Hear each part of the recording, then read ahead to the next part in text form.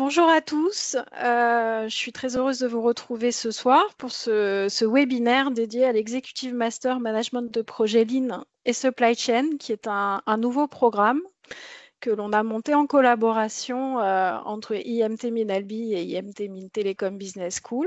Je suis accompagnée ce soir de Mathieu Laura, qui est enseignant-chercheur à IMT Minalbi, directeur de programme. On va donc, Mathieu, si tu veux bien passer les slides. Voilà. On vous a préparé une petite présentation et de nos écoles et du programme. Et l'objectif ensuite, c'est de pouvoir échanger au maximum avec vous, répondre à vos questions. Donc surtout n'hésitez pas. On espère que cette session sera la plus interactive possible. Alors, l'Institut Mines Télécom, si vous ne nous connaissez pas, c'est le premier groupe public d'écoles d'ingénieurs et de management de France. C'est 13 500 étudiants formés chaque année. Ça regroupe donc les grandes écoles des grands défis avec un focus, une attention particulière sur les enjeux de la transformation industrielle, numérique et écologique. Donc, 7 écoles d'ingénieurs, 4 écoles associées, une école de management. Avec une mission qui s'articule autour de 4 grandes, une raison d'être, je vais dire, qui s'articule autour de 4 grandes missions, celle de produire des connaissances scientifiques et technologiques, de former aux compétences de demain, d'innover, ou en tout cas d'accompagner les entreprises dans l'innovation et de partager avec elles, et d'une manière générale avec la société, la culture scientifique et technologique. Donc, comme je le disais en introduction, l'Executive Master Management de projet Lean et Supply Chain est un programme qui est coporté par 2 écoles du groupe de l'IMT, à savoir IMT Minalbi et Institut Mines Telecom Business School. IMT Business School, c'est la seule école de management de l'IMT.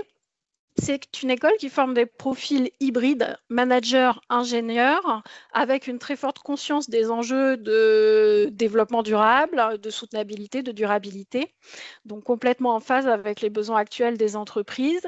Elle est spécialisée en management de l'innovation, avec une attention très particulière aux enjeux et aux compétences du numérique. On est aussi une petite école puisqu'on a 1300 étudiants, 64 enseignants-chercheurs, donc une école à taille humaine avec un niveau d'encadrement reconnu, inégalé, une exigence d'excellence et une sélectivité soutenue. On est particulièrement reconnu aujourd'hui dans les classements, notamment celui du Financial Times, sur le critère de la valeur ajoutée. La valeur ajoutée étant mesurée par le rapport entre les coûts de formation et le niveau de salaire à la sortie, ainsi que sur l'engagement RSE. Je passe la parole à Mathieu, qui va vous présenter à présent l'IMT Minalbi. Merci Marie. Donc effectivement, IMT Minalbi, deuxième école partie prenante dans ce nouveau programme, école d'ingénieurs, école également à taille humaine. On est sur 1 millier d'élèves aujourd'hui sur nos formations, que ce soit sous statut étudiant, sous statut apprenti ou en master. On peut noter qu'on va s'intéresser, nous, beaucoup à l'accompagnement des transformations, que ce soit la transformation écologique, la transformation digitale, la transformation industrielle, avec en particulier des spécialités autour de l'ingénierie des matériaux, de l'ingénierie des procédés, du génie des procédés, et de l'intelligence artificielle et du génie industriel. Et le programme qu'on va vous proposer en collaboration avec IMTBS s'inscrit pleinement dans cette dernière thématique que l'on développe depuis maintenant plus de 30 ans au sein d'IMT Minalbi. Alors, si ça vous convient, je vais rentrer maintenant dans le vif du sujet, ce qui nous intéresse véritablement ce soir, à savoir essayer de vous présenter un petit peu le contexte dans lequel s'inscrit en fait le programme que l'on propose. Donc, si vous êtes aujourd'hui intéressé à ce programme-là, c'est probablement que vous vous intéressez au monde de la supply chain, au monde de la gestion des chaînes logistiques ou de la gestion des chaînes d'approvisionnement, selon le vocabulaire que l'on retient. On entend ici par chaîne logistique ou chaîne d'approvisionnement l'ensemble des installations, le réseau d'installation qui part du fournisseur et qui va jusqu'au client du client, jusqu'au consommateur, et l'ensemble des processus, activités, l'ensemble des flux que l'on va être amené à gérer pour parvenir à délivrer le produit ou le service en temps et en heure, avec le bon niveau de qualité, le bon niveau de coût notamment. C'est ce qui va être attendu aujourd'hui dans la plupart des secteurs industriels ou secteurs de production de biens ou de services. La difficulté que l'on rencontre aujourd'hui avec la gestion de ces chaînes logistiques-là, c'est que l'environnement dans lequel on évolue est aujourd'hui soumis de plus en plus à des incertitudes, à des variabilités, à des perturbations, voire à des crises. On l'a tous vécu, on le vit également au quotidien encore aujourd'hui. Les meilleurs exemples récents, en tout cas qu'on peut avoir en tête, c'est la crise du Covid il y a quelques années, la guerre en Ukraine, par exemple, qui ont des incidences et des impacts sur à peu près tous les secteurs industriels que l'on peut imaginer.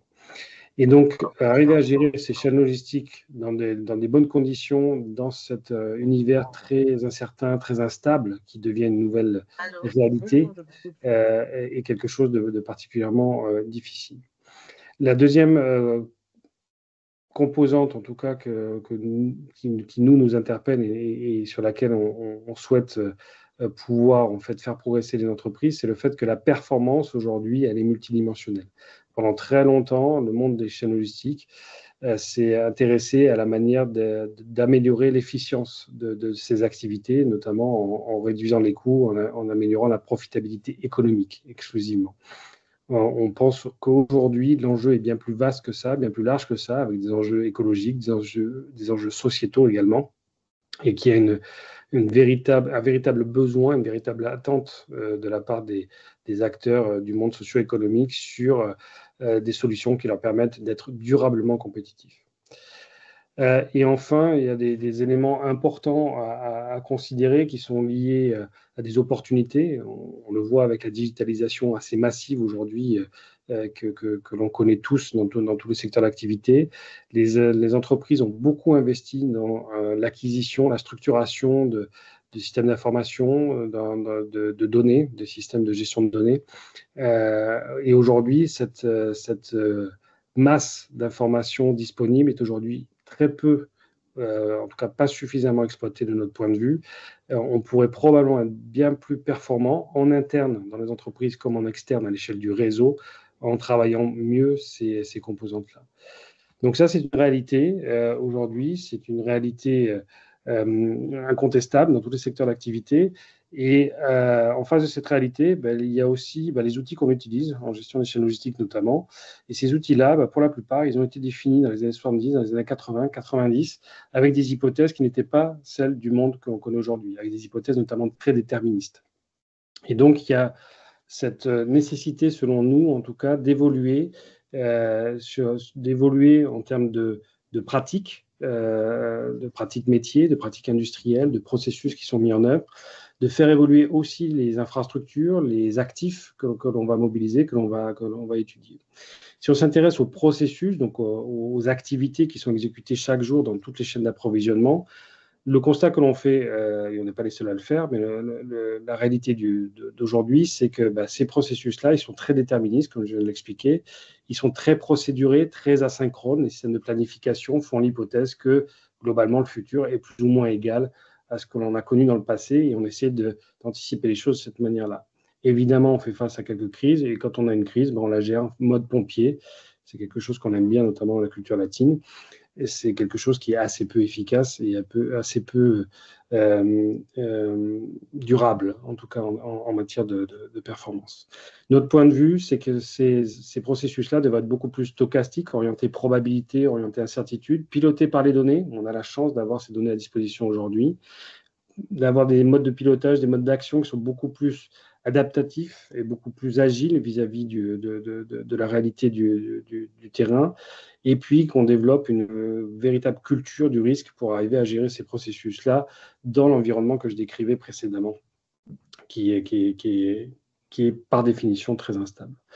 Si on s'intéresse aux actifs, aux infrastructures, aux réseaux logistiques, aux réseaux d'approvisionnement, aujourd'hui, on peut constater qu'ils sont très rigides, très fermés, c'est-à-dire que bien souvent, les entreprises vont avoir des partenariats stratégiques, par exemple. On va choisir nos fournisseurs stratégiques pour telle ou telle matière ou tel composant, et puis on va signer des contrats longs, et puis on va s'enfermer dans cette relation-là, ce qui est probablement rassurant sur un plan économique, mais absolument inadapté quand on considère là aussi les incertitudes, les variabilités, les perturbations que j'évoquais précédemment, où on devrait pouvoir avoir davantage de flexibilité et beaucoup plus de robustesse et de capacité à faire évoluer le système au fur et à mesure des besoins.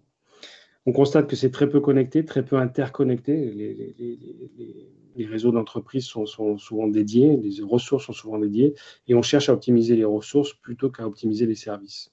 De notre point de vue, il y a des évolutions là aussi à apporter, notamment en apportant de la flexibilité, de l'ouverture, de l'hyperconnectivité, qui est un terme qu'on trouve de plus en plus dans la littérature aujourd'hui, et s'orienter sur les services avec des logiques comme on connaît aujourd'hui dans le monde du logiciel, par exemple, avec les software as a service, mais d'avoir une logistique as a service, quelque chose qui soit beaucoup plus dans des logiques de plug and play en fonction de la réalité de la demande, en fonction de son évolution, des changements, des perturbations, des risques et des opportunités que l'on peut être amené à rencontrer.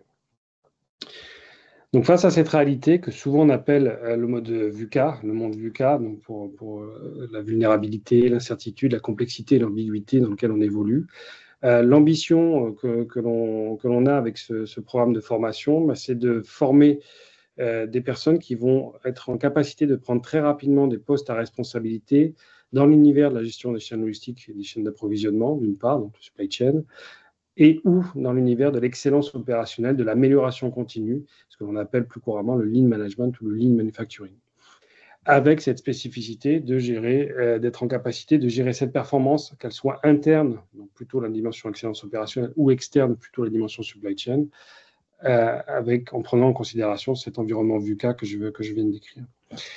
On a une deuxième ambition qui est fondamentale pour nous, c'est d'aligner en fait un objectif de performance opérationnelle et de durabilité. Aujourd'hui, on ne peut plus avoir des raisonnements qui sont exclusivement orientés sur le court terme. Il nous faut avoir une vision de moyen-long terme pour garantir en fait le développement, accompagner les mécaniques de transformation qui sont aujourd'hui vitales pour les entreprises. Et pour ce faire, dans ce programme-là, c'est une caractéristique unique, on propose en fait d'associer 3 disciplines scientifiques et techniques complémentaires qui sont le supply chain management, le lean management et la gestion de projet. Ces 3 disciplines au sein d'un même programme, c'est une caractéristique absolument majeure en fait du programme de formation que l'on propose, et c'est quelque chose qui est absolument unique sur le marché aujourd'hui de la formation en supply chain.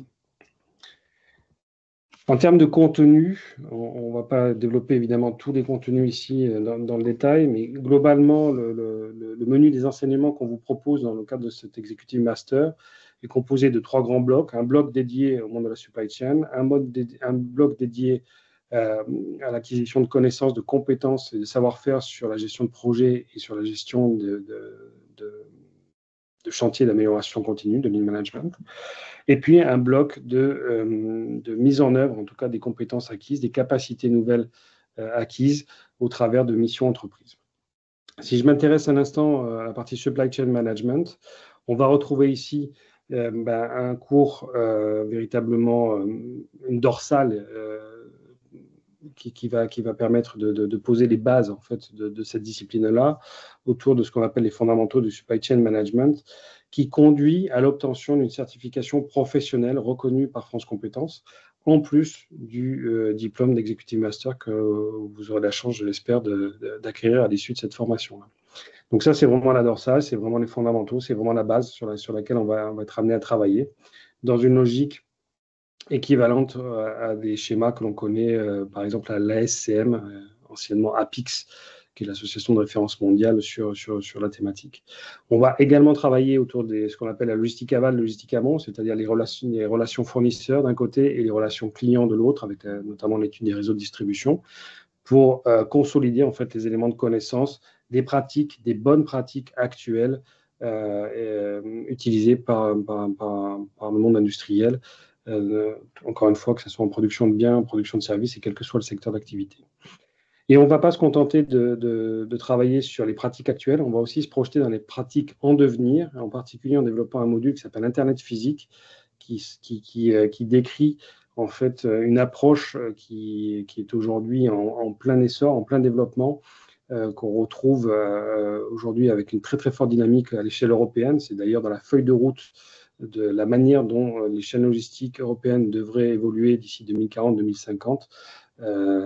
C'est cette notion d'Internet physique, et on retrouve cette feuille de route-là également aux États-Unis, au Japon ou en Chine, par exemple, qui ont adhéré également à cette logique-là. Donc ça, c'est quelque chose de nouveau, absolument fondamentalement différent des approches actuellement utilisées par les industriels, mais qui répond aux différents objectifs de performance que j'ai évoqués précédemment.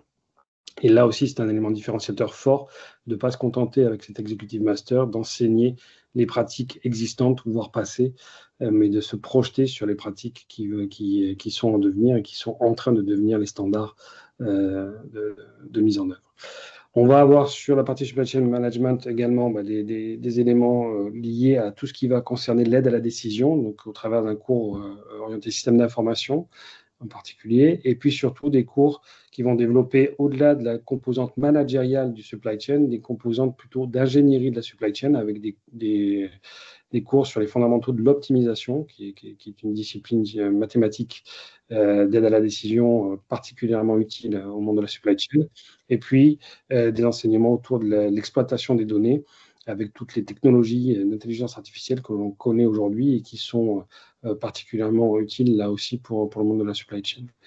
Si on s'intéresse au deuxième grand bloc, projet et lean management maintenant, on va retrouver ici d'abord un ensemble d'enseignements dédiés à la gestion de projet, avec la gestion de projet, j'allais dire traditionnelle, donc sur les fondamentaux de project management, avec une logique issue du Project Management Institute qui fait référence aujourd'hui, mais également des modalités de gestion de projet plus originales et adaptées à différentes catégories de chantiers ou de projets, notamment en développant la gestion agile dans la gestion agile des projets et la gestion par chaîne critique des projets, qui sont deux composantes et deux façons, à mon sens, particulièrement pertinentes et intéressantes dans le monde socio-économique que l'on connaît aujourd'hui. Là aussi, on va s'intéresser à la composante d'ingénierie, avec en particulier un cours avec des techniques de simulation de flux, qui enseignera des techniques de simulation de flux, simulation à événements discrets, simulation multi-agents notamment, des choses qui sont particulièrement utiles pour travailler sur des chantiers d'excellence opérationnelle au sein des entreprises. Et puis enfin, le gros de ce deuxième bloc concernera la préparation à une certification dite Green Belt en Lean Management et Six Sigma, qui vous permettra d'être parfaitement opérationnel dans la mise en œuvre de chantiers d'amélioration continue au sein d'une entreprise, quel que soit son secteur d'application. Pour terminer, la mission entreprise, deux composantes. Une composante plutôt de haut niveau, où l'idée c'est de développer sur un sujet que vous déterminerez en fonction de votre projet professionnel, évidemment en lien avec la thématique de l'Executive Master, mais l'idée c'est qu'individuellement vous puissiez identifier un sujet qui alimente et qui nourrit votre projet professionnel, et on puisse vous accompagner dans ce travail d'analyse de l'état de l'art, d'analyse de définition d'une proposition, pour véritablement vous équiper d'un élément très différenciateur sur le marché de l'emploi par la suite, encore une fois en lien avec le projet professionnel que vous avez et avec vos souhaits et vos perspectives en fait d'employabilité. Donc ça sera ça la partie master thesis. Et de l'autre côté, un projet industriel où là on va chercher à développer des capacités de résolution de problèmes et s'assurer que vous êtes en capacité de dérouler toute la mécanique de résolution de problèmes, depuis les étapes de qualification du besoin, de diagnostic, de définition de la méthodologie de résolution, de mise en œuvre et d'implémentation des solutions, donc sur des cas industriels véritables que vous aurez l'occasion d'implémenter dans le cadre de vos apprentissages, puisque la formation, c'est important à rappeler, s'exécute dans le cadre d'un apprentissage, d'une alternance. Sur la pédagogie maintenant, je pense que c'est un point important à souligner pour là aussi bien comprendre ce qui vous attend si vous nous rejoignez sur cet Executive Master. On est sur un format d'enseignement hybride, avec 70% de la formation qui sera réalisée online pour la partie enseignement et 30% des cours qui seront réalisés sur site à Paris. En l'occurrence, ça représente 5 semaines dans l'année, pour avoir l'opportunité pour certains enseignements de les exécuter selon des modalités pédagogiques un peu différentes, et puis surtout pour garantir une dynamique de groupe qui fonctionne bien avec des gens qui se connaissent et qui auront beaucoup plus de facilité à travailler ensemble par la suite dans le cadre de cette formation. Donc ça, c'est une modalité de fonctionnement assez originale à laquelle on tient et qui est pour nous en fait une garantie de cohésion et de dynamique d'équipe. Une approche pédagogique qui va privilégier l'implication active des apprenants. On va éviter, autant que faire se peut, des approches pédagogiques très descendantes avec un prof qui vous descend de l'information et qui vous pousse des connaissances brutes. Ça n'a pas beaucoup de sens en 2025, hein, si on veut faire l'acquisition de ce genre de connaissances. On a plein d'outils à disposition qui vont très vite et qui globalement sont très performants. Donc là, l'idée, c'est vraiment de déplacer le curseur d'une acquisition de savoir simple à plutôt quelque chose qui ressemble à une acquisition de savoir-faire avec des approches pédagogiques de type jeu sérieux, d'apprentissage par problème, de classe inversée, de projets, beaucoup de projets, beaucoup d'exercices qui vont nourrir en fait cette formation. On vous l'a dit, c'est une formation qui est coportée par une école de management et une école d'ingénieurs. C'est une originalité. C'est important, en particulier sur la discipline supply chain, parce que c'est quelque chose qui est développé des deux côtés. Et donc, on va essayer au sein de cette formation, on ne va pas essayer, on va réussir. On va développer la double perspective ingénieur et manager, en fait, sur l'ensemble des disciplines qui sont étudiées. Point important, plus de la moitié des cours sont assurés par des gens qui sont des professionnels, des praticiens en fait de ces métiers-là, et donc vous aurez une perspective très, très concrète, des illustrations très concrètes de la mise en œuvre en fait des enseignements qu'on sera en capacité de vous pousser. Ça rejoint l'idée de développer des composantes plutôt orientées savoir-faire plutôt que savoir tout simplement. Et puis 50% plutôt issus du monde académique, des experts des différents domaines qui nous intéressent, des experts reconnus internationalement sur ce domaine-là.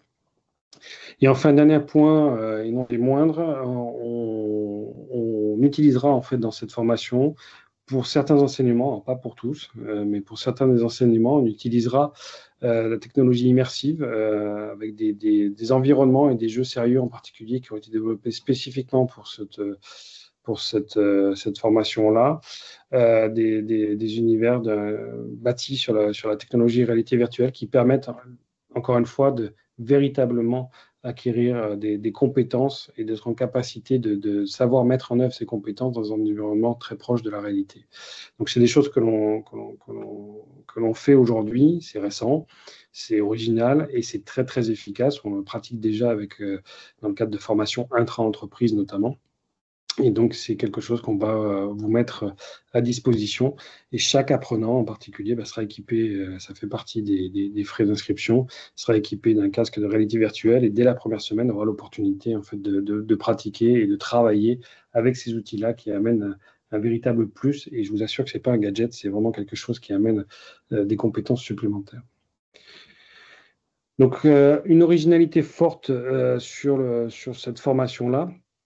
La première grosse originalité qu'il faut garder à l'esprit, c'est que cet Executive Master vous conduit à l'obtention d'un vrai diplôme national de master au sens du licence master doctorat européen, mention génie industriel, quelque chose qui est habilité par France Compétences, ce qui est rare, très rare sur le marché. Aujourd'hui, la plupart des formations en supply chain disponibles sont des masters spécialisés, avec un E à master, des Masters of Science, pour la plupart des diplômes d'établissement accrédités par la conférence des grandes écoles, qui ne permettent pas, par exemple, de poursuivre en doctorat.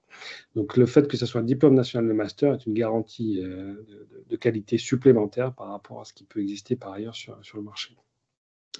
Deuxième originalité à souligner ici, c'est que vous aurez l'opportunité, en nous rejoignant, évidemment de valider votre diplôme et d'avoir un vrai diplôme national de master, encore une fois, mais également de valider 2 certifications professionnelles métiers reconnues internationalement, qui sont l'une sur le Lean Management et l'autre sur le Supply Chain Management. Et donc, ces 2 certifications professionnelles métiers vous permettront d'avoir des éléments de différenciation très marqués sur le marché de l'emploi et sur votre parcours. Pour faire très simple, la plupart des recruteurs aujourd'hui, ils ont un peu de mal à se repérer dans l'univers des formations en supply chain management. c'est pas quelque chose les nuances, en tout cas, entre les programmes ne sont pas forcément bien maîtrisées, bien connues. Par contre, ce genre de formation professionnelle, ils les maîtrisent parfaitement et ils savent que quand quelqu'un a ces certifications-là, il a ce type de compétences-là. Donc, c'est clairement un avantage en termes de positionnement marché. Alors, le séquencement, c'est un programme qui s'exécute sur 1 an, modalité hybride, comme on l'a évoqué. Donc, un démarrage en septembre 2025, diplomation 1 an après. C'est un programme qui va s'appuyer sur beaucoup d'originalité, on l'a vu, hein, sur la pédagogie, sur les contenus, on y tient, on essaie d'être aligné avec les attentes et les besoins du monde industriel et on les connaît bien, hein, l'Institut Mines-Télécom, je le rappelle, c'est un institut qui est rattaché au ministère de l'économie et de l'industrie, donc on a cette vraie connaissance du monde industriel, tout secteur d'activité confondu. C'est un programme exigeant, on ne va pas se le cacher, donc beaucoup de travail qui est attendu par les personnes qui rejoindront le programme. On espère beaucoup de fun, en tout cas sur les programmes que l'on a par ailleurs, c'est ce qu'on s'astreint à faire et on continuera sur celui-ci. En termes quand on considère la charge de travail totale, faut considérer qu'à peu près un petit tiers, en tout cas, de la charge de travail totale sera consacrée à l'exécution des cours, des enseignements avec les enseignants. 40% à peu près de travail individuel, 30% de travail en équipe à prévoir sur un certain nombre de projets de mise en œuvre. Il y a 5 sessions d'examen qui sont prévues tout au long du parcours pour arriver à valider l'ensemble des modules de cours et l'ensemble des compétences requises pour valider le diplôme national de master que l'on propose. La sélection, et je terminerai de mon côté avec ça, ce qui va nous intéresser avant toute chose, c'est votre projet professionnel. C'est-à-dire, c'est quoi votre ambition? Qu'est-ce que vous souhaitez devenir? Comment vous vous projetez à 5-10 ans dans le monde économique? Quelles sont vos propres ambitions? Et donc, nous, ce qu'on va surtout valider au moment de la sélection, c'est évidemment un minimum de prérequis. Donc, les prérequis sont rappelés en bas de ce slide-là, un Bac+4 en management ou en ingénierie ou un diplôme de Bac+3 avec une expérience professionnelle. Mais ce qui nous intéresse avant toute chose, c'est voilà, où est-ce que vous voulez aller, pourquoi vous postulez finalement à cet Executive Master et est-ce qu'il y a une cohérence entre l'offre de formation que l'on vous propose et le projet professionnel que vous avez en tête. Donc, c'est sur ces éléments-là qu'on va être challengeant et qu'on va vous amener à réfléchir pour garantir la cohérence de l'ensemble et puis surtout pour faire en sorte que vous soyez le plus impactant possible sur le marché de l'emploi par la suite. En résumé, notre point de vue, en tout cas, c'est que l'Executive Master qu'on vous propose aujourd'hui, c'est un programme unique, absolument unique à plein d'égards, adapté aux enjeux socio-économiques d'aujourd'hui et de demain. Les points forts que l'on veut mettre en avant aujourd'hui, c'est le seul programme qui combine Supply Chain, Lean and Project Management. Vous ne trouverez pas un autre comme celui-ci. Le seul programme qui mixe les points de vue ingénieur et manager sur ces disciplines-là. Le seul programme qui délivre un diplôme national de master. Le seul programme qui permet d'obtenir en plus du diplôme de certification professionnelle métier. Et enfin, c'est le seul programme à déployer des innovations pédagogiques fortes, en particulier avec l'utilisation d'un certain nombre de jeux sérieux basés sur la réalité virtuelle. Voilà pour ce que je voulais vous dire. Je redonne la main à Marie qui va vous parler du calendrier et modalités d'inscription pour la suite. Merci beaucoup Mathieu pour ta présentation. Le calendrier, donc les admissions se font au fil de l'eau. À partir de maintenant, vous pouvez déposer votre candidature. Je vous communiquerai tout à l'heure le QR code et le lien d'accès pour enclencher votre candidature si vous le souhaitez. Ce que vous devez retenir, c'est que nous clôturerons les candidatures le 15 juin. Donc, au fur et à mesure qu'on reçoit les candidatures, nous, on les évalue. On vous fait un retour sur votre admission ou non-admission, donc au fur et à mesure. La rentrée a donc lieu en septembre, la fin des cours courant juillet et les soutenances, donc soutenance finale en septembre également de 2026. Donc, le point sur lequel je veux vraiment insister, donc n'hésitez pas à contacter Ophélie Nomain, qui sera votre interlocutrice si vous avez toute question, si vous voulez faire un point plus spécifique sur votre situation, vous assurer que vous avez le profil, que votre profil est éligible pour candidater, etc. N'hésitez surtout pas à la contacter avant de, voilà, en cas de question. La seule chose sur laquelle je voudrais vraiment insister, c'est évidemment que la recherche d'alternance, c'est maintenant. Les entreprises qui cherchent des alternants ont déjà commencé leur campagne de recrutement. Donc, n'attendez pas le dernier moment. N'attendez pas le 15 juin pour déposer vos candidatures. Au plus vite, vous êtes candidat, au plus vite, vous savez si vous êtes retenu. Et si vous pouvez enclencher en parallèle votre recherche d'alternance, c'est un vrai plus parce que le temps passe très très vite. Donc ne négligez pas cet aspect. Et j'insiste aussi sur le fait qu'à partir du moment où vous avez confirmé votre inscription, vous êtes accompagné par le Career Center dans vos démarches de recherche d'alternance. Donc là encore, voilà, si vous êtes décidé, ne différez pas trop vos démarches de sorte de passer un été serein et d'avoir réglé et la question de l'admission, d'inscription et aussi trouver votre alternance. Voilà ce que je voulais vous dire. On va passer maintenant à l'étape des questions-réponses, si vous en êtes d'accord. Donc, sur le fonctionnement, vous pouvez bien évidemment lever la main et poser vos questions avec ou sans caméra, il n'y a pas de problème. Je distribuerai la parole par ordre d'arrivée des questions. Vous pouvez également utiliser un canal secondaire qui est le petit icône questions-réponses tout en haut, dans la barre tout en haut, là, sur l'écran. Donc, vous pouvez aussi taper votre question et nous les surveillons sur le fil de discussion et nous les prendrons au fur et à mesure. Ici, je vous ai mis le fameux QR code dont je vous ai parlé, du coup, qui vous redirige vers la plateforme de dépôt des candidatures.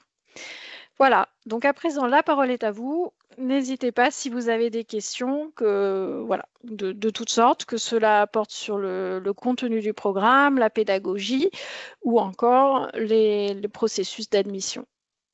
On vous écoute.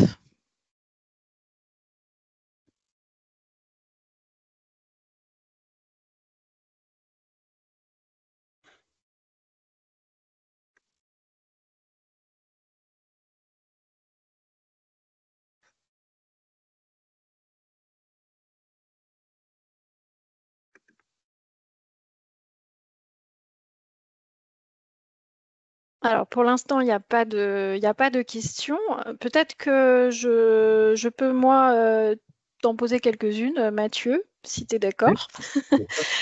Tu as évoqué à plusieurs reprises la certification au sein du programme. Donc, 2 certifications, une en supply chain management et l'autre en ligne.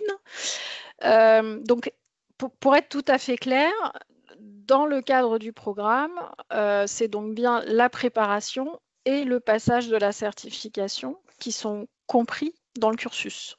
C'est ça, c'est exactement ça. Donc, faut savoir que dans le monde de la supply chain ou de la gestion de projet en particulier, les entreprises sont particulièrement friands justement des certifications professionnelles. Donc, elles soient délivrées par des organismes anglo-saxons comme le PMI que j'évoquais tout à l'heure pour la gestion de projet ou l'ASM, qui est un organisme américain pour la partie supply chain, par exemple.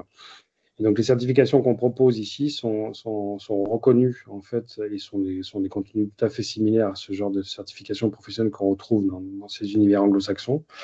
Et surtout, elles sont reconnues par France Compétences, pour le coup. Et donc, ça amène un véritable plus sur l'employabilité de nos apprenants.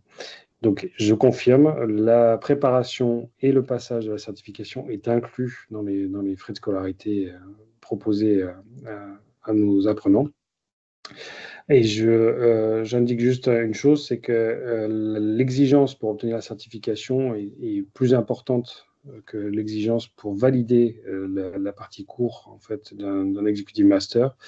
Et donc, voilà, il y a évidemment, en fait, là aussi, c'est pas quelque chose de gratuit. Il y a une nécessité d'implication, en fait, de travail pour l'obtenir. D'expérience, nos apprenants y arrivent très bien. D'accord. Donc, est-ce qu'on est aussi obligé d'avoir obtenu les certifications pour valider le diplôme? Non, c'est justement non. En fait, pour faire simple, globalement, pour valider le diplôme, il vous faut 10 sur 20. Donc, 50% de bonnes réponses, on va dire, si c'est un QCM. La certification, généralement, on est plutôt autour de 70% de bonnes réponses pour obtenir la certification. Donc, on peut avoir certains de nos étudiants qui vont se retrouver dans une configuration où ils valident le diplôme, ils valident le module de cours et les compétences associées pour valider le diplôme national de master, mais ne valideront pas l'exigence de la certification. Ça peut arriver, c'est rare, mais ça peut arriver. Mais les deux choses sont décorrélées. D'accord. Donc, même si on rate la certification, ça ne compromet pas Non, l'obtention du diplôme. Ok, donc absolument. ça, c'est important.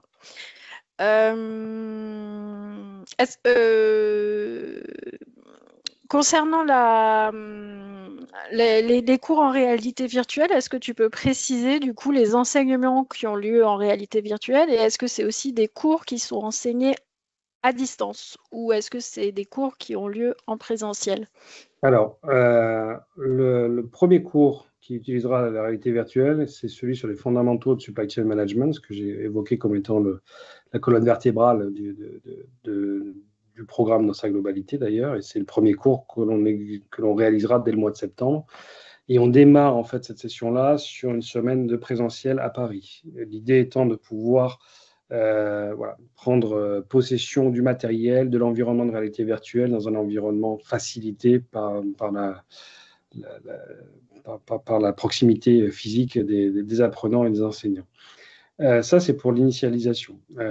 Au-delà de ça, l'ensemble des cours qui utiliseront la réalité virtuelle se feront online.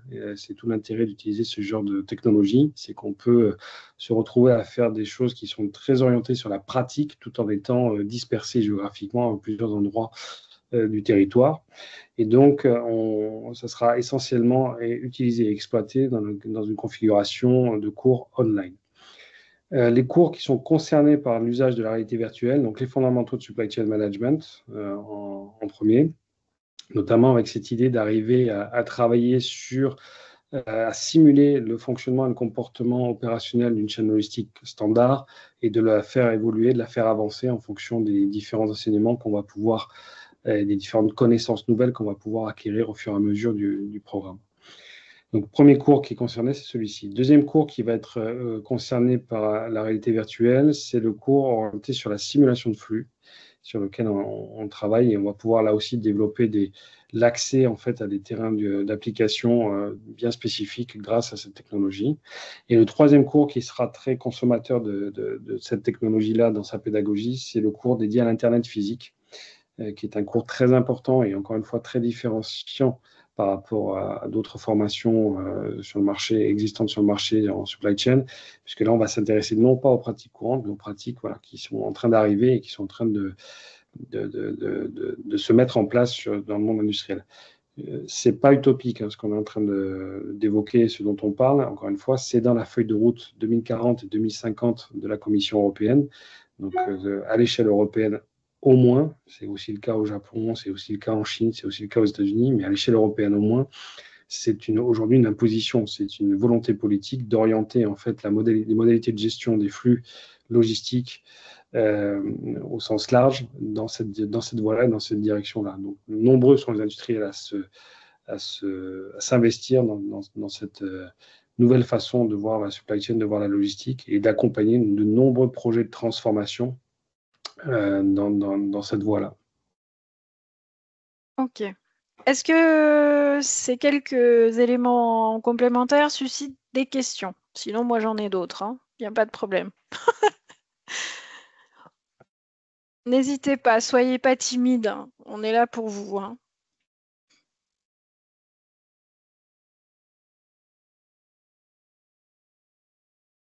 Non, toujours pas? Bon.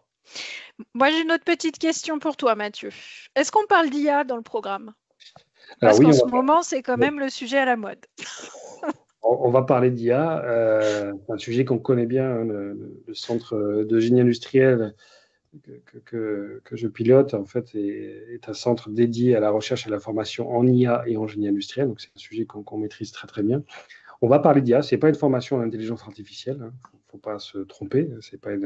On n'en fait pas la dorsale principale. Par contre, on va apprendre à mobiliser, à exploiter, à utiliser un certain nombre d'outils d'intelligence artificielle pour des besoins de prise de décision dans un environnement de supply chain, de gestion de projet ou d'excellence opérationnelle. C'est vraiment ça l'ambition.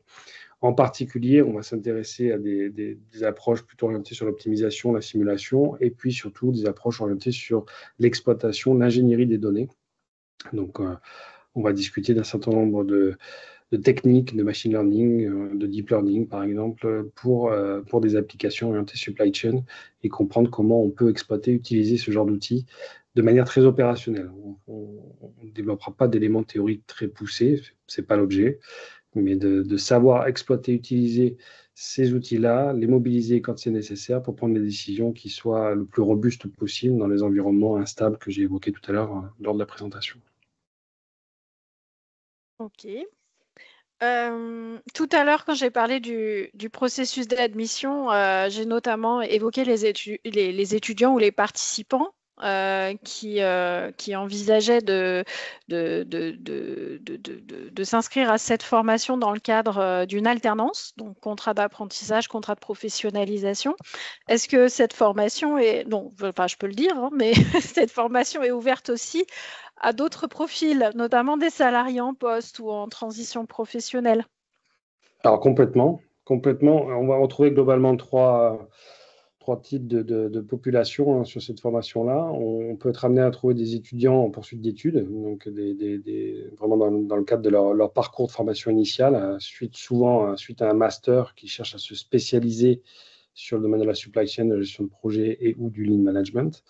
Donc ça, c'est un premier type de population qui va être mobilisée et mobilisable dans le cadre de cette formation. On va retrouver des personnes qui sont en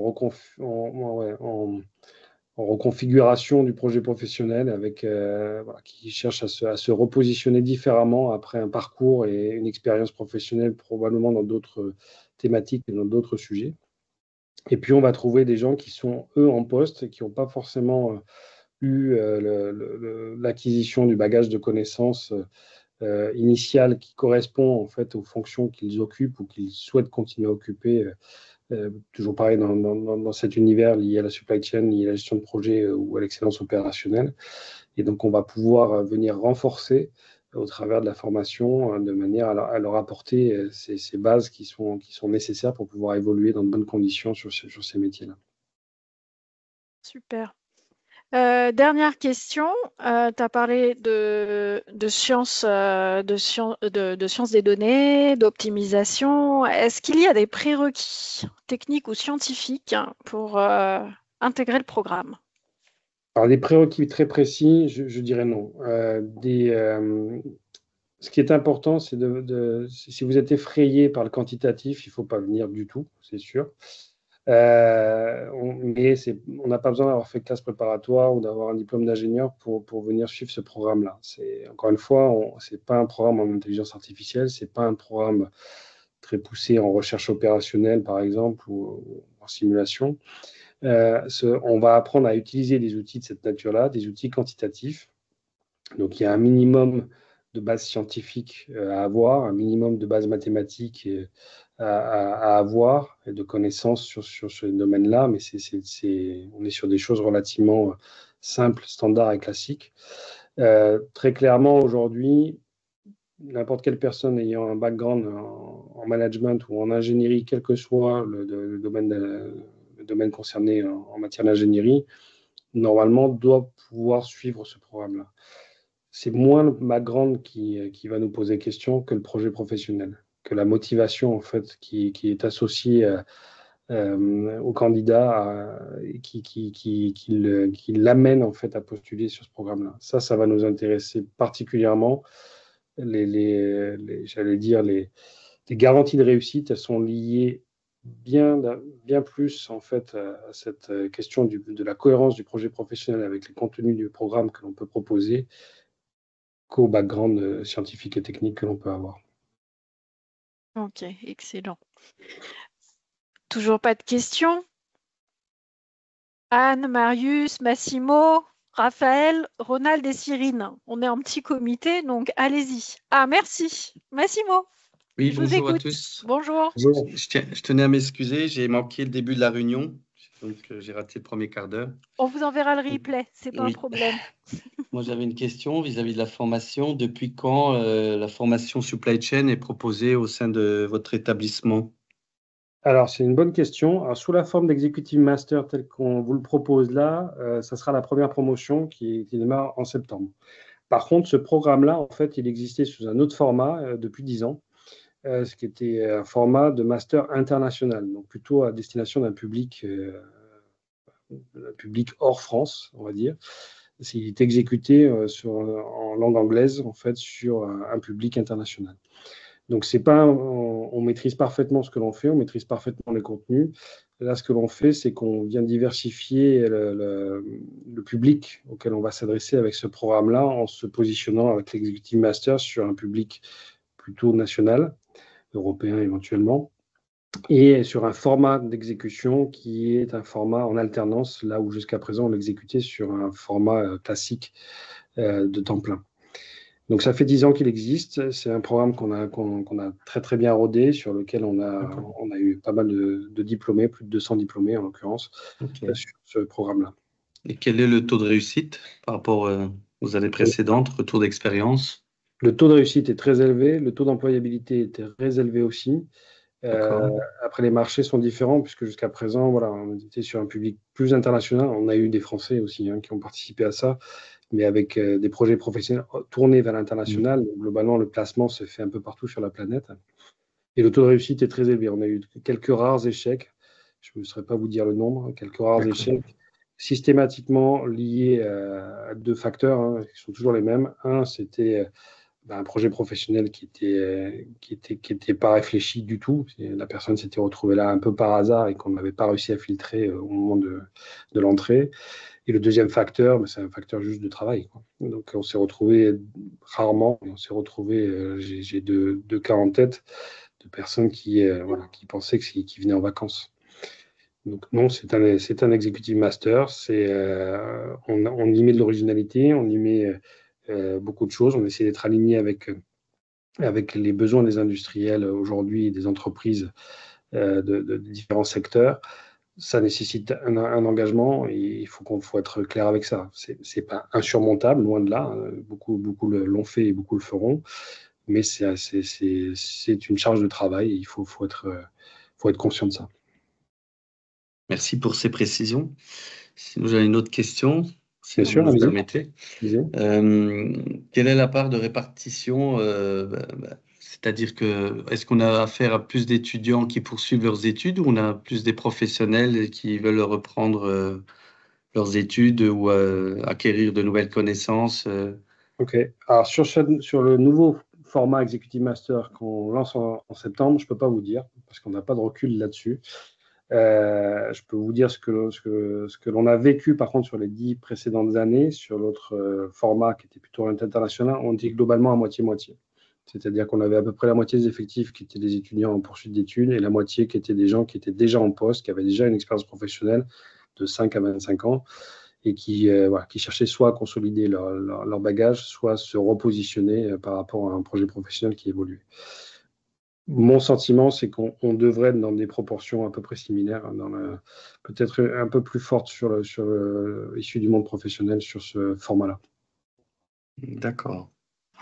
Ok. Et comment ça se passe pour ceux qui sont en recherche active? Bon, c'est mon cas, après je ne vais pas donner ma configuration. Voilà, donc suite à la conjoncture automobile, moi j'ai quand même œuvré dans une société de conseil en ingénierie, c'est de la prestation intellectuelle. Donc j'ai œuvré, j'ai un certain nombre d'années d'expérience pour les grands comptes industriels, notamment pour l'automobile. Oui. Donc, je voulais savoir si, voilà, donc le fait d'être en recherche active, si je venais à retrouver donc un emploi au sein d'une autre structure, est-ce qu'il y a une possibilité pour moi d'intégrer l'IMT, d'acquérir de nouvelles connaissances dans le domaine de la supply chain management? Moi, en termes de formation de base, je suis issu d'une formation d'ingénieur généraliste avec une spécialité en génie industriel orienté management de la production. Oui, oui. Voir Alors, si, comment ça se passe si j'intègre une autre structure et en parallèle entreprendre cette formation-là au sein de l'IMT. Marie, tu veux répondre sur l'alternance?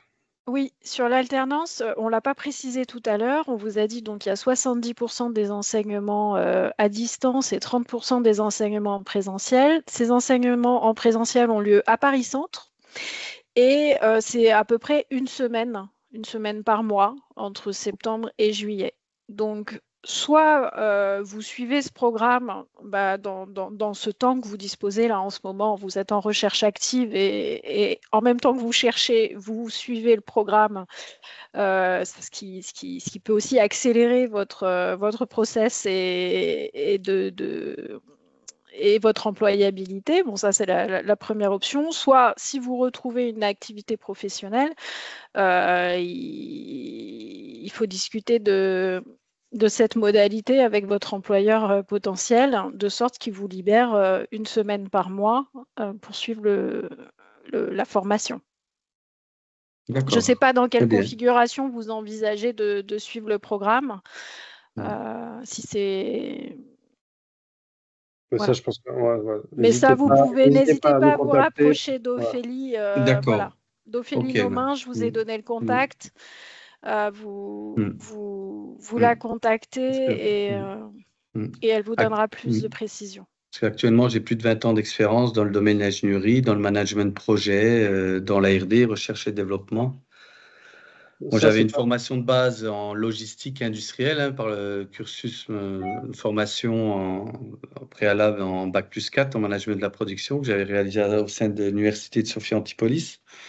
Mais voilà, je me suis dit actuellement, pourquoi pas de pouvoir suivre cette formation pour me voir offrir de nouvelles responsabilités. Et je sais que c'est la supply chain management, ça c'est recherché dans les entreprises, hein, et c'est des postes stratégiques. Je me suis dit, actuellement, à 53 ans, c'est peut-être un nouveau défi pour moi En tout cas, d'acquérir c'est des ces connaissances-là. configurations. C'est des Mhm. configurations classiques. On en a déjà eu par le passé, on en aura. Le programme, en termes de contenu, peut correspondre tout à fait à ce genre d'ambition. Moi, j'ai aucun problème avec ça et ça marche plutôt bien. Voilà. Après, il faut creuser et travailler les modalités de mise en œuvre par rapport à votre situation D'accord. personnelle et par rapport à vos Mhm. perspectives.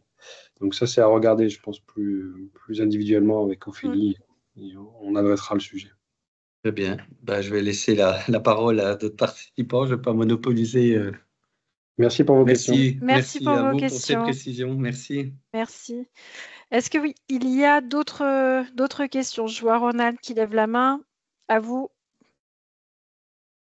Bonjour, je ne sais pas si vous Bonjour. m'entendez bien. Oui, Oui, on oui. vous entend. Parfait. J'ai essayé de poser la question par SMS, mais ça ne partait pas. Donc, je vais vous la poser. J'étais en termes de comparaison avec les autres grandes écoles, telles que Centrale Supélec et Arts Métiers. Comment vous différenciez, comment se différencie votre formation et comment elle se situe un peu? J'ai vu qu'en termes de prix, vous valez avec Centrale Supélec et je voulais un peu avoir votre retour. Est-ce que vous avez fait une petite étude de marché pour savoir ce que vous proposez en plus ou de différent des autres? Alors, on va pas vous présenter toute l'étude de marché. Je vous assure qu'on a fait une grosse étude de marché. On en connaît beaucoup des formations en supply chain sur le territoire national et, comme je vous l'ai dit, c'est une formation qu'on tourne depuis 10 ans à l'international, donc on connaît bien aussi celle qui existe à l'international. La première composante vraiment fondamentale, si vous regardez un peu ce qui existe sur l'offre de marché, aujourd'hui, vous avez beaucoup de formations en supply chain, soit qui sont 100% supply chain, soit qui couplent en fait le supply chain avec les achats. Certaines aussi supply chain et production. Aujourd'hui, il n'y en a pas d'autres qui proposent le couplage supply chain et excellence opérationnelle. Supply chain et ligne tel que nous on le propose et tel que nous on avance. Donc ça, c'est un premier élément important. C'est important aussi à comprendre parce que si votre projet professionnel est de devenir acheteur, par exemple, il ne faut pas venir chez nous. On ne sera pas bon là-dessus. On sera clairement pas bon. Il y a d'autres formations qui sont bien meilleures et bien plus avancées et poussées sur cette composante supply chain achat, voire achat spécifiquement. Donc, ça, le premier élément de différenciation, c'est sur ce positionnement, on va dire, disciplinaire et cette complémentarité entre le supply chain et le lean management. Le deuxième élément qui, à mon sens, est important, c'est que souvent, comme vous l'avez dit, vous avez pris des exemples d'écoles d'ingénieurs, très bien, ils développent en fait du supply chain engineering plus que du supply chain management, et puis on a des business schools qui vont développer du supply chain management plus que du supply chain engineering. Chez nous, on a eu cette réflexion-là il y a longtemps de dire, voilà, ce qui nous intéresse, c'est d'avoir cette double perspective. On pense qu'aujourd'hui, quelqu'un qui est en responsabilité dans ces métiers-là, il sera bien meilleur s'il est capable d'avoir ce point de vue managérial des questions liées à la gestion des flux au sein de son entreprise et au sein du réseau d'entreprise qu'il a à piloter, et aussi qu'il est en capacité de manipuler et de travailler des outils de la décision qui sont plus issus du monde de l'ingénierie. Donc, nous, on essaye de développer ce double point de vue-là, qui est un angle d'attaque original, auquel on tient et qu'on peut assumer pleinement par le fait qu'on appartient, les deux écoles en question appartiennent au même institut, l'Institut Mines Télécom, et qu'on a cette habitude-là, en tout cas, de travail. Voilà. Et après, la troisième composante, je pense, c'est véritablement les contenus et la logique pédagogique. Vous pouvez regarder, mais je pense que vous n'allez pas trouver d'autres programmes qui développent, par exemple, toute la composante Internet physique, qui pour moi est un élément absolument différenciant et fondamental de ce qui va se passer dans les 20 ans qui viennent dans le monde de la supply chain. Ça existe par ailleurs, ça existe aux États-Unis notamment. Ça n'existe pas aujourd'hui en France et en Europe. Donc, je pense qu'on a véritablement quelque chose de différenciant là-dessus. Et puis, des approches pédagogiques très orientées sur la pratique. On n'est pas vraiment sur l'apprentissage traditionnel, on en fait un peu parce qu'il faut quelques bases, mais sur l'apprentissage traditionnel des connaissances et des pratiques existantes depuis 20 ou 30 ans dans le monde de la supply chain, on a vraiment cette idée de pousser au-delà des connaissances, de pousser des savoir-faire et de vous mettre dans des situations qui feront que vous serez rapidement opérationnel par la suite. Voilà. Donc après, on pourrait débattre des nuances des uns et des autres, et je vous laisse faire votre travail de comparaison avec votre perspective à vous. En tout cas, nous, on a ces ambitions-là en tête et on a ces croyances-là véritablement ancrées profondément dans la dynamique que l'on pousse. Oui, et on peut peut-être ajouter aussi que, enfin, y revenir en tout cas, hein, c'est que la formation aussi intègre de certifications. Toutes les formations aujourd'hui diplômantes n'intègrent pas nécessairement de certification. Certaines en intègrent une, rarement deux. Donc ça aussi, c'est un élément à prendre en compte et qui a forte valeur ajoutée derrière pour vos profils. Est-ce que ça répond à votre question, Ronald? Oui, ça répond à ma question en partie. Après, c'est sûr que ça ne sera pas un débat, mais oui, ça répond en partie à ma question. Et j'avais également parlé de la façon ou la formation en elle-même. Je me posais la question, étant donné que j'ai un master en fait en ingénierie industrielle, et j'ai toujours été présent au cours, donc les cours en distanciel, je ne sais pas, j'ai toujours eu peur. Je me demande, est-ce que vous n'avez pas peur de perdre des étudiants ou comment ça se passe aujourd'hui? Vous avez un peu plus de recul là-dessus, sur ce genre de formation? Alors la question elle est très bonne, parce qu'on a tous vécu le Covid et avec les réunions ou formations en ligne faites de manière un peu sauvage, et on sait que ça ne marche pas. Donc on a travaillé là-dessus. C'est aussi pour ça qu'on a développé une partie des enseignements en réalité immersive, parce qu'on considère qu'on peut faire beaucoup mieux que ce qu'on est en train de faire aujourd'hui, qui marche assez bien pour un créneau d'une heure et demie, qui ne marchera pas marche pas bien pour une journée de formation complète. Donc, on a développé des approches aujourd'hui différentes pour s'assurer que tout en travaillant en distanciel, parce que ça reste aujourd'hui une volonté de beaucoup de monde et ça reste un besoin affiché par beaucoup d'entreprises, pour plein de raisons, notamment des raisons d'empreinte carbone, qui ne veulent plus déplacer des personnes en nombre de droite, de gauche pour suivre des formations. Et donc, on a travaillé sur ces technologies, sur des supports nouveaux pour être plus impactant sur la partie online. C'est aussi pour ça qu'on n'a pas fait une formation 100% online. Vous avez noté qu'on a une formation qui est en alternance et qui est en hybride, avec 30% en fait de la formation qui sera réalisée en présentiel à Paris pour garantir en fait plein de choses, la dynamique de groupe, parce qu'il y a des enseignements que l'on veut véritablement faire en physique. C'est le cas notamment pour le Green Belt et les enseignements initiaux au Green Belt, sur lequel il y a un jeu pédagogique, physique, matériel, en fait, sur lequel on veut pas, on ne pense pas en tout cas que ça soit très efficace de basculer en online. Donc, on a conscience de ça. On commence à avoir quand même maintenant une certaine habitude. Autant en 2020, on a été pris de court avec ces histoires-là, avec le Covid. Autant en 2025, on a été prévenu, on a été préparé et on a plusieurs autres formations qui sont exécutées aujourd'hui selon ces formalités-là et selon ces modalités-là. Donc aujourd'hui, c'est quelque chose qui fonctionne, clairement qui fonctionne. Il faut trouver les bons dosages, les bons équilibres et on est confiant sur ce que l'on propose aujourd'hui sur l'Executive Master. Je peux continuer sur les questions s'il n'y en a pas d'autres. Allez-y. Vous parliez d'interaction et on sait tous qu'à partir après un bac+5 ou à ce niveau, le réseau est très important. Oui. Aujourd'hui, vous avez un réseau d'entreprises avec lesquelles vous travaillez et également comment est-ce que vous pensez ou pérenniser en fait les réseaux entre nous qui allons arriver pour cette ouverture de formation et d'autres qui étaient là ou qui ont fait des formations internationales, comme vous disiez précédemment. Est-ce qu'il y a un réseau qui est pensé ou comment c'est pensé? Alors, je peux me permettre de répondre là-dessus. Le réseau, il ne se limite pas à l'Executive Master dont on est en train de parler. On parle du réseau de l'Institut Mines-Télécom dans sa globalité. Marie l'a rappelé tout à l'heure, c'est 13 500 étudiants chaque année. Donc, on a un réseau d'alumni qu'on sait tout à fait gérer et qui est multi-formation. Et là-dedans, on va avoir, pour certains, des personnes qui ont suivi des formations en génie industriel, en supply chain, en gestion de projet ou autre, sous des formats de master, d'executive master, de master spécialisé ou autre. On a évidemment toute la cohorte de formation d'ingénieurs ou de programme en école manager qu'on va retrouver à l'Institut Télécom. Donc, aujourd'hui, c'est des choses qui sont parfaitement établi, on sait garantir la continuité avec les précédents, on sait garantir la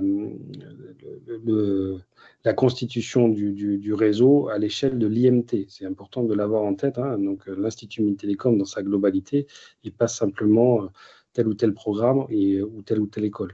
Donc, on parle si on parle sur certaines écoles, on parle d'écoles qui ont plus de 200 ans d'âge. Hein. Donc, c'est quelque chose qui est établi, qui est rodé, archi-rodé et structuré. On sait ouvrir des programmes, enfermer et garantir la continuité du réseau sans aucune difficulté.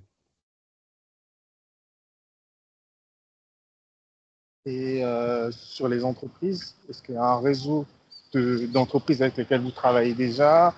Oui, bien sûr. Pas du tout, qui pourrait faciliter également l'obtention des alternances. Bien sûr, vous avez raison là-dessus. Donc là aussi, on a un réseau d'entreprises. On en a à plein d'égards. On en a parce qu'on fait de la recherche appliquée dans tous nos établissements. Et donc, on a un gros réseau industriel avec qui on a l'habitude de travailler, avec qui on a aussi des relations sur tous nos programmes de formation et donc qui nous sollicitent par rapport à ça. Pas plus tard qu'aujourd'hui, j'ai reçu une demande encore de l'entreprise qui me dit, voilà, dès que vous avez vos élèves qui commencent à être sélectionnés pour ce programme-là, moi, j'ai un poste à proposer en alternance sur cet Executive Master. Donc, on en a, on en aura, on a une mise en relation en tout cas à faire. Et ce qu'il faut savoir aussi, c'est qu'on a, pour beaucoup de nos autres programmes de formation, ils fonctionnent déjà en alternance. Donc là aussi, on a un gros réseau, on a une grosse visibilité par rapport à nos programmes de formation en alternance. Et donc là, on peut faire de la mise en relation, on peut faire faire en sorte qu'il y ait des matchs qui se mettent en place entre certains de nos futurs apprenants et nos partenaires industriels qui sont nombreux. Ceci étant, l'alternance, ça reste de la responsabilité de la personne qui candidate, parce qu'il y a aussi sa propre volonté, son propre projet professionnel à nourrir, et parce que voilà, nous, on va proposer des choses dans tel ou tel secteur d'activité, dans telle ou telle zone géographique, et ça correspond parfaitement au projet professionnel de telle ou telle personne. Excusez-moi, je ne sais pas si mes questions ou pas, je vous ai perdu. On vous entend là. J'ai certainement loupé beaucoup de ce que vous avez eu à dire. C'est sûr que le replay, ça me serait utile. J'ai perdu tout le fil. C'est pas grave, on vous renverra le replay. On vous enverra le replay. Vous aviez d'autres questions? On vous entend plus très bien là. Il y a du vent. Non, pour moi, ça va pour l'instant. Très bien. Je vais laisser la main aux autres. Est-ce que d'autres participants ont des questions? Non, c'est clair pour tout le monde. J'ai donc une dernière question. Ah, bah allez-y. Si ça vous dérange pas.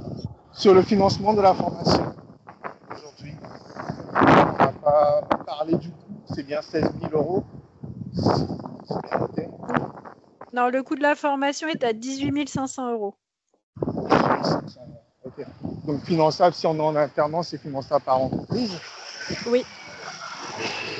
Ou si c'est en individuel pour une personne qui travaille déjà, c'est possible de payer en plusieurs fois. Bon, après, il y a des systèmes d'échéancier, mais ça, encore une fois, il faut vous rapprocher d'Ophélie Nomain qui vous expliquera les différentes modalités de financement et qui vous accompagnera pour trouver le bon financement. Merci.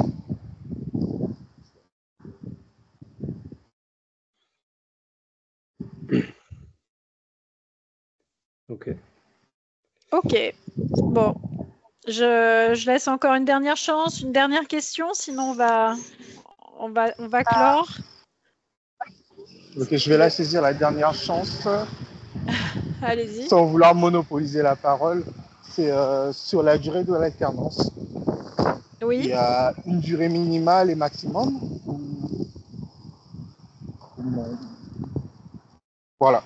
Est-ce qu'il y a une durée minimale et maximum pour l'alternance? Je ne suis pas sûr d'avoir compris la question. Le programme, il s'exécute sur un an de toute façon. Donc, le fonctionnement nominal, en tout cas, il est prévu globalement de septembre à septembre. Donc, c'est une alternance sur un an. Après, on peut regarder des cas exceptionnels, ce qui était évoqué tout à l'heure par Massimo en particulier. On va se retrouver avec des personnes qui vont peut-être changer d'emploi en cours de route ou des choses comme ça. Mais c'est du cas particulier. Donc, globalement, on est sur une alternance sur l'année complète que dure la formation. Merci. Oui, on est sur 13 mois pour les contrats en alternance. On est sur des contrats de 13 mois. Merci en général. Très bien. Plus d'autres questions?